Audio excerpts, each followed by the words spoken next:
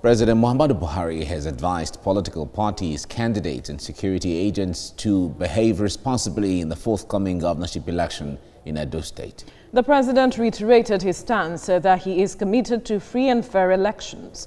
Meanwhile, the Inspector General of Police, Mohammed Adamu, has ordered the restriction of vehicular movement in Edo from 11:59 p.m. today, the 18th of September, till 6 p.m. on Saturday, the 19th of September.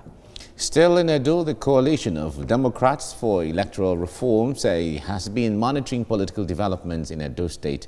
CODER indicates that pre-election analysis undertaken by Yaga Africa and other civil society organizations do not paint a good picture of the election.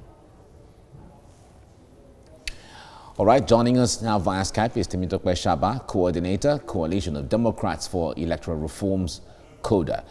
Now, Temitope, it's good to have you join us right now. You have been watching and monitoring the build-up to the election in Edo State. We have less than 24 hours. What concerns do you have at this point? Well, thank you for having me. Yes, we've been monitoring the process, and like the statement we issued 2 days ago stated, some civil society organizations, in particular Yaga Africa, NOIPOS, and other CDD and the rest of them, have they undertook survey, and what the reports they came up with is very, very disturbing.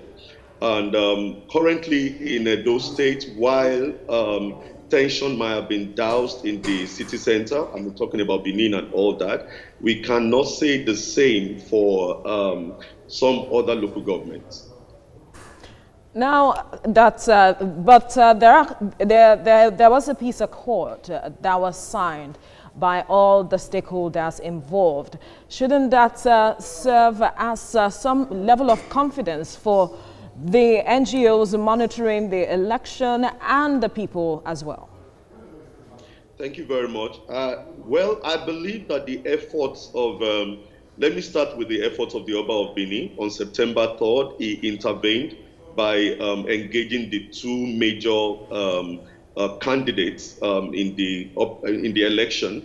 And then following that is the peace accord that was signed, led by the former head of state, General Salami Abubakar. We must commend these initiatives, especially the international community also, with the statement they are issuing that visa ban for those who involve themselves in electoral violence or other acts of that constitute electoral offenses and things like that. We must commend all these efforts. But my concern is other areas that may be outside some other local governments.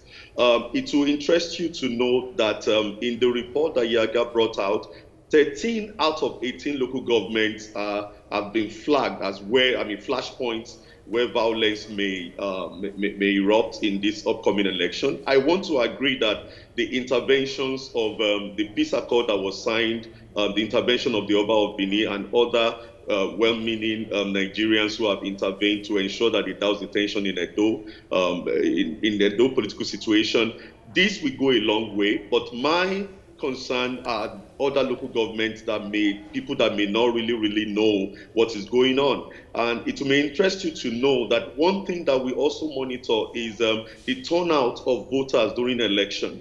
Now, so the effect that violence has during election is not just the actual violence that is perpetrated, but the perception of the people that the environment is not safe.